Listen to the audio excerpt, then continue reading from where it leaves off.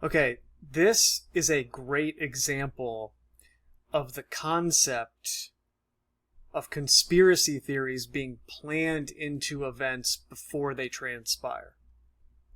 Charlie Kirk leaked text confirms he was livid about bullying Jewish donors. I'm leaving pro-Israel cause. Charlie Kirk furiously criticized bullying Jewish donors and said he was considering leaving the pro-Israel cause before his death. It was confirmed today.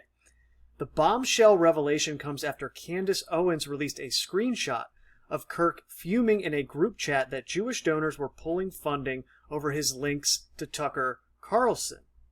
Turning Point spokesman Andrew Colvett confirmed the authenticity of the screenshots on Tuesday during the latest episode of The Charlie Kirk Show. In the text messages, Kirk privately complained that a Jewish donor had withdrawn a $2 million investment into the organization because he refused to disinvite Carlson from the upcoming America Fest event. Just lost another huge Jewish donor, Kirk wrote. $2 million a year because we won't cancel Tucker. I'm thinking of inviting Candace. Jewish donors play into all the stereotypes. I cannot and will not be bullied like this. Kirk concludes, leaving me no choice but to leave the pro-Israel cause. And then this is the actual screenshot of those messages. And this is Kirk and his wife who met in Israel, and I assume this is a picture from there. I don't know if it was around the time they met, but it looks like that area. I've done a couple videos on the idea of the controlled demolition of controlled opposition. And this is playing directly into that whole thing. Tucker Carlson, Candace Owens, Ian Carroll in particular have formed this seemingly underground, non-mainstream movement within the conservative Republican political machine. It's associated with that because it's quote-unquote far right anyway. But it's most definitely associated with Donald Trump in terms of them promoting conspiracy theories. And they have become very vocally anti-Semitic. And in this way, they have associated conspiracy theories with anti-Semitism. And of course, that's something that's been going on for a long time, well before these characters became popular. Artificially so, of course, because Owens and Carlson are obvious agents. They are obvious controlled opposition. And that should really paint the picture for you of who Charlie Kirk was. He was friends with Candace Owens and Tucker Carlson. Ran in all of the same circles. Giving speeches on each other's platforms. Cross-promotion. Now, the point of weaving this into the story is it will confirm the idea that there is a rise in hate. It will confirm the idea that hate speech is an increasing problem. And this form of hate speech in particular is anti-Semitism. This has been rising in particular since the Israel-Hamas conflict emerged in October a few years ago. On the 7th. In response, there was all of the Free Palestine protests on college campuses in the United States and just around the world in general. This idea that there is a quote-unquote genocide going on there is becoming a very prevalent idea. And now, on top of that, you are seeding the concept that Israel assassinated a United States political commentator because he pulled out of supporting them. And this is where the symbolism and understanding that helps you understand what's actually going on in reality. Because we know from the symbolism, particularly snake eyes, and how that related to this whole ritual, that this was planned decades ago, at least. I mean, I can't even tell you how long ago it was planned, right? But at least decades ago. Back into the 90s when they made the film, right? And because of that, we know that the suggestion that Charlie Kirk was finally assassinated because he pulled back support from Israel 2 days before he was shot is not the reason that he was shot. There's no way that they orchestrated all of the symbolism surrounding it in 2 days. There's no way that they had the patsy shooter ready and committed to being there for whatever reason they convinced that patsy to be there.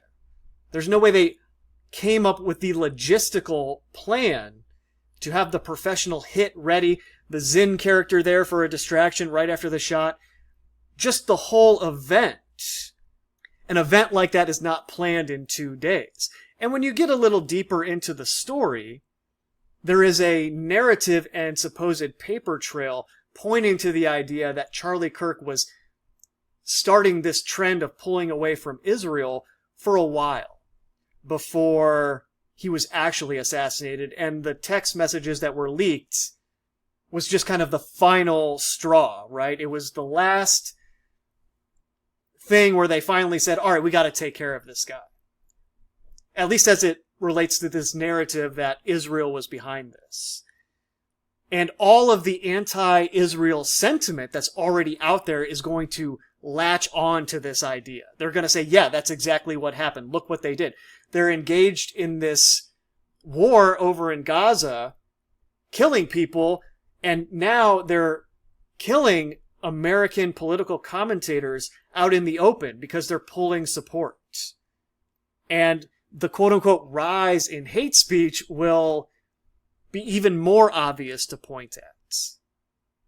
And it will be done by all of these characters who were associated with Charlie Kirk, Candace Owens, Tucker Carlson, MAGA, the whole thing. At least parts of it will point to this and say, see, that's what's going on. See, it's Israel. And the mainstream press will very easily point at that and say, look at what these conspiracy theorists online are creating here. They're creating this rhetoric that's going to lead to more violence. It's very easy to get lost in the details.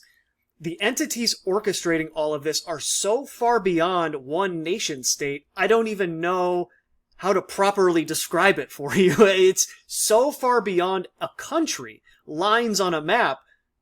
How do I even begin to explain how far beyond that it is? The nation states are instruments that these entities wield with no effort at all.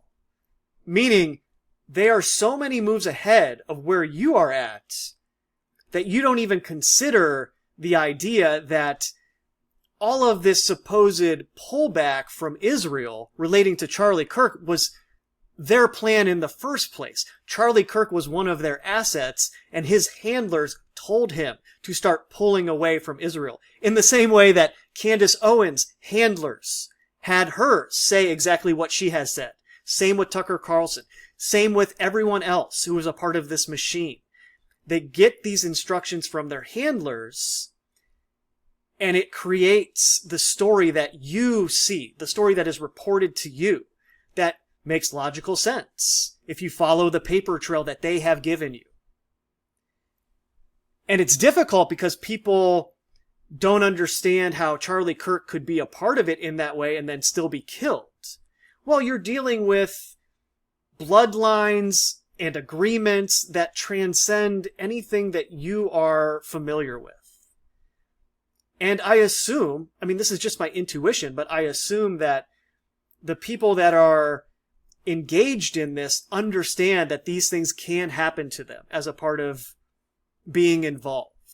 They can be involved in the ritual sacrifices and just not know it. Charlie Kirk didn't look like somebody who knew he was about to be shot. He was very relaxed. And that's where people insert other planned conspiracy theories, right? There's always the contingent of people who say, oh, nobody died, nobody got hurt, that whole thing was faked. Do you realize how that is even more complex than anything I've said so far? The ability to pull something like that off?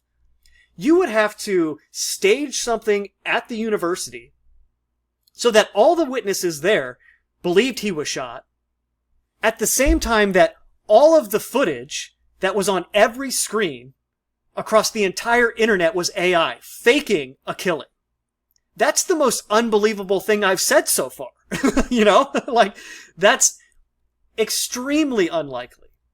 And so that conspiracy theory is woven into almost every event. There's this core contingent of the internet that says everything's a hoax. And they've even co-opted the term everything's scripted now too. I can't even use that term anymore. I'm referring to subconscious sorcery, scripting in the mind. I'm not referring to events that are scripted, meaning they're entirely fake as they're portrayed to you. Now sure, there's elements of stagecraft in certain rituals, but the idea that the whole thing is completely fabricated just does not fit with the most likely scenario. And that's an example every time something like this happens that the mainstream press points to and says, see, look at what these conspiracy theorists are saying on the internet. We really have to get a hold of this thing. We got to get rid of anonymous speech. We have to deal with this rising threat to democracy. This misinformation and disinformation on the internet is out of control. And now it's radicalizing people to assassinate people they don't agree with out in the open. At least that's the official story as it relates to this patsy assassin. Same as it ever was, right? There's always the patsy assassin, you know, going back to Oswald. Or the Crooks character who supposedly shot Donald Trump in Butler, PA at 6:11 p.m. Turning Point USA confirmed the authenticity of text messages from Charlie Kirk released by Candace Owens, sent 2 days before his September 2025 assassination in Utah. Now, if you understand what I have told you so far, you understand that these messages were intentionally written.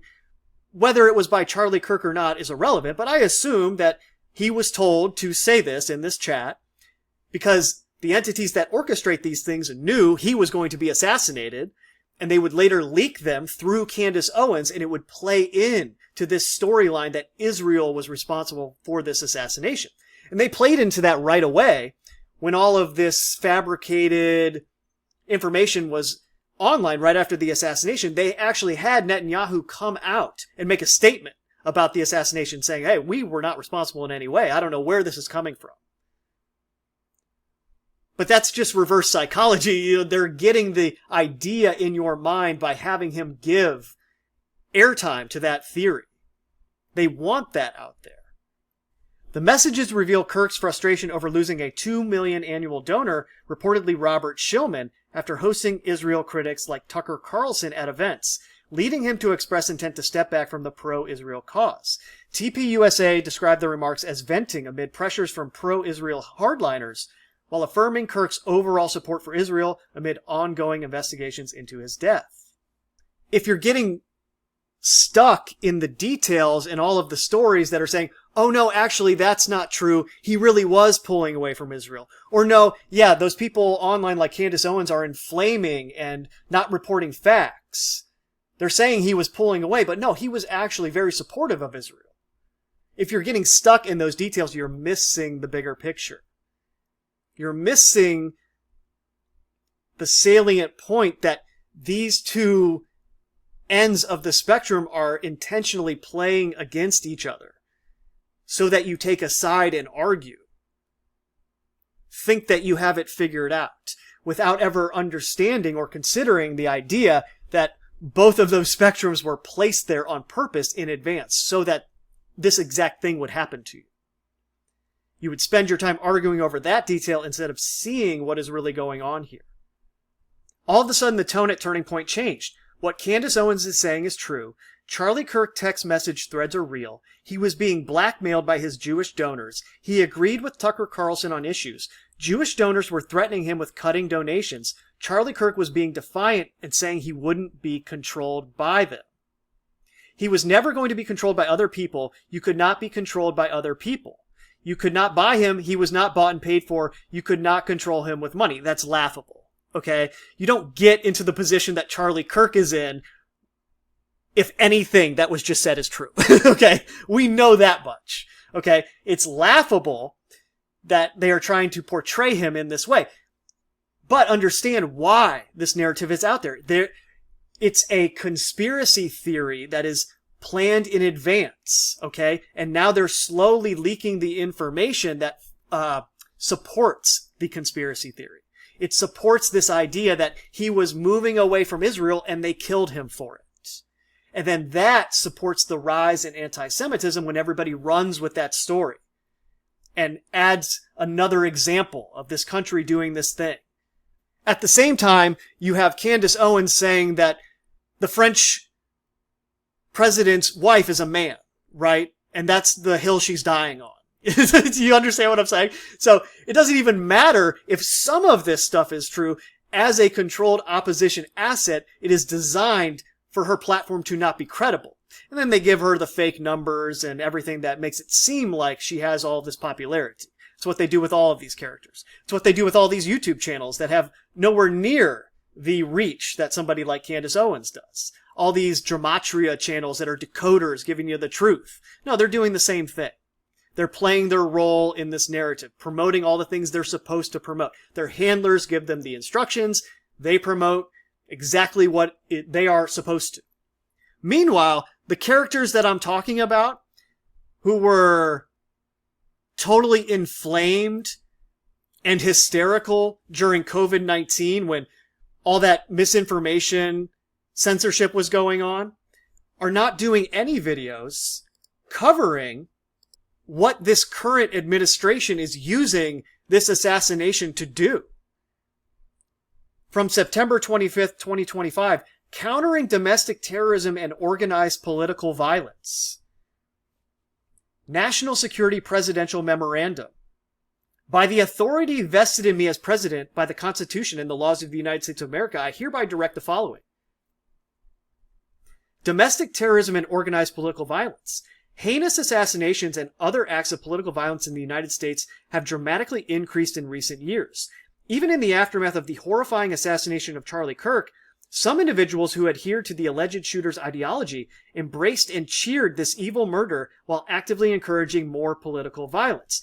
Now understand, when somebody who isn't aware of all this is reading this, they're instantaneously saying to themselves, well, what about January 6th? Your side did the same thing. Donald Trump is a criminal, indicted for felonies. He inflamed that whole thing. It was his movement that did an attack on the capital of the country. How can they talk about domestic terrorism? And it's like, that's the point. The machinations of this whole thing is achieving the result of any kind of dissent, any kind of rhetoric that goes against the party being considered domestic terrorism. That's the ultimate goal here. It doesn't matter what side you're on. It's creating the environment where it's the party, and then anything that's not in the party or supporting the party is domestic terrorism. And we're quite a few steps away from that eventual outcome, but this is the beginning stages of it. They spent years associating the far right with domestic terrorism.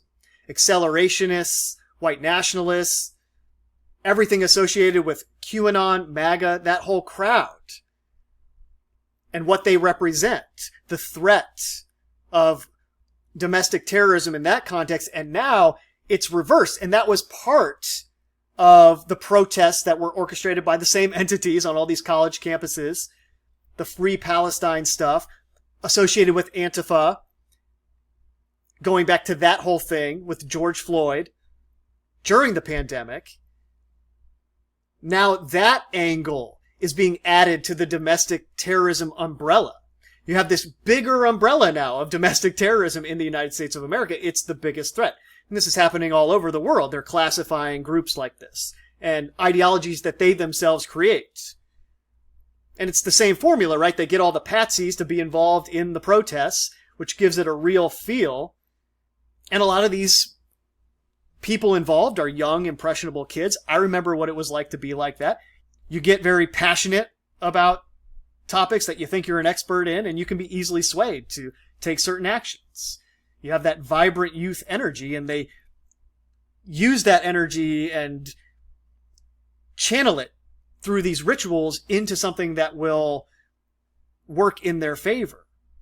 This was preceded by the 2024 assassination of a senior healthcare executive and the 2022 assassination attempt against Supreme Court Justice Brett Kavanaugh. 2 separate assassination attempts against my own life in less than 3 months took place during the 2024 presidential election cycle. Riots in Los Angeles and Portland reflect a more than 1,000% increase in attacks on ICE officers since January 21st, 2025. You see the picture that's being painted here, right? This is a picture of a failing nation.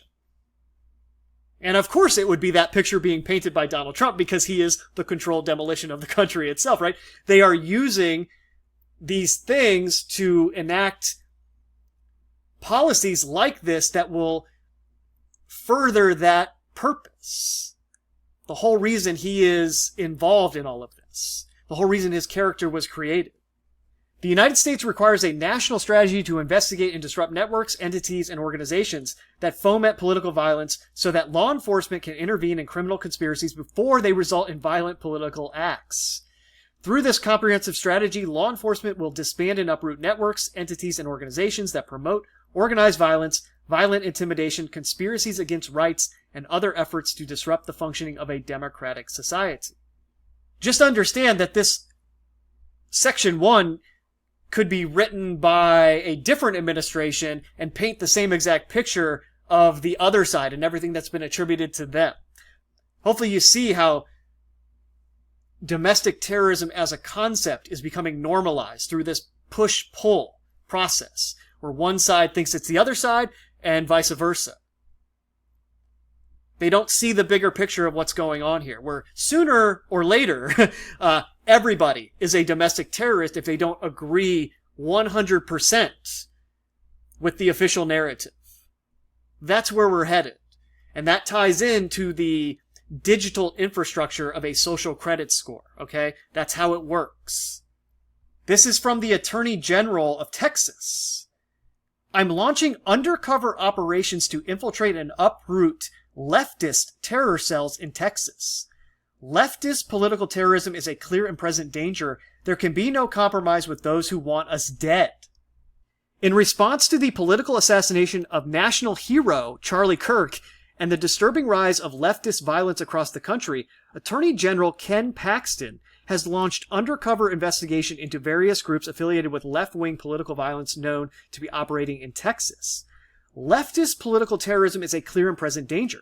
Corrupted ideologies like transgenderism and Antifa are a cancer on our culture and have unleashed their deranged and drugged up foot soldiers on the American people. I mean, that is so inflammatory. That is purposefully designed to inflame. I mean, people are going to lose their minds if they don't understand the larger agenda that's going on here. If they fully are indoctrinated with that rhetoric, just as much as the people reading this and cheering are indoctrinated, right? But if the other side that's indoctrinated with the stuff is reading this, they're going to literally think that their life is in danger. And that's where all the Donald Trump is Hitler rhetoric comes into this. The rise of Christian nationalism, the rise of fascism. That whole narrative then blends in to things like this and that Project 2025 stuff. Look, he's an actual dictator. And so they really believe that kind of thing is going on. And then that supports the idea of violence against the rise of a dictatorship. Hopefully you can see how all of these threads are woven together very carefully. Meaning, going back to Charlie Kirk and his assassination, the idea that it was done in response to a few things that were anti-Israel is not even close to the reality of the situation. No, his handlers told him to do what he did, and they're the same handlers that are instructing Tucker Carlson, Candace Owens, and everyone else who's involved now with giving you the quote-unquote truth about what was going on with Charlie Kirk, selling that narrative that he couldn't be bought, he was a guy just out on his own, couldn't be controlled. Okay, no. But that's what they're selling, right? That narrative then is tying in all this anti-Semitic rhetoric that's been under the surface and now is out in the open, which will then tie in to the rise in hate. That ties into this rise in political violence. And it all coalesces together into this one thing that needs to be taken care of. And this is symbolically Turning Point USA, right? We're headed towards some event that's going to be the trigger to all of this. That's going to make it undeniable, and that's where the Patriot Act 2.0 type of stuff will come into being. You know, the stuff they already have written right now. In the same way that they had this whole script written surrounding Charlie Kirk's assassination. And you can get bogged down in the details and wonder about how much Charlie Kirk knew. Did he know? Did he not know? How much did he know? It's irrelevant. It doesn't matter because he was the turning point in the script. And the entities that gave him his power and money in the first place is what you need to be paying attention to. Thinking from that perspective. Because you're not going to be able to see what's really going on if that's not where your head is at. This is a very carefully crafted propaganda campaign. These two characters are working together. That's what you need to understand to fully grasp this Charlie Kirk situation and the aftermath of it. Charlie Kirk's death has ignited a war over Israel on the right, and the Israel lobby is worried. The battle for the legacy of Charlie Kirk continued this week with the publication of a long letter from the late evangelical activist to Benjamin Netanyahu last May. Kirk professes love for Israel and the Jewish people, then warns Netanyahu that Israel is getting crushed on social media in the United States over charges of apartheid and genocide, but suggests how an active PR campaign can undo those losses. Israel advocates, including the financier Bill Ackman, pointed to the letter as evidence of the charismatic leader's devotion to Israel, and not as commentator Candace Owens and others have said that Kirk was turning on Israel in recent months. As Kirk himself said in July, I've been trying to tell them, Israel supporters, there's an earthquake coming in this country on this issue and in the country. So anyways, hopefully that helps with this whole angle to the aftermath of the Charlie Kirk assassination, okay? This stuff was planned into the event itself. It's just only now coming out, a few weeks after the event. Or I suppose we're almost a month since it happened at this point. That's the level of planning that we're dealing with here, okay? This was always planned into the assassination. These were always going to be released to further this narrative, as it ties into all the other narratives that I just went into. About the rise in hate speech, the rise in anti-Semitism. Israel appearing to lose influence and power in some ways. Struggling to maintain the narrative. Being exposed by quote-unquote conspiracy theorists on the internet. 10 years ago, you couldn't use the word Zionist on the internet. Now you can just say it however many times you want. Do you think that's accidental? Use your brain here.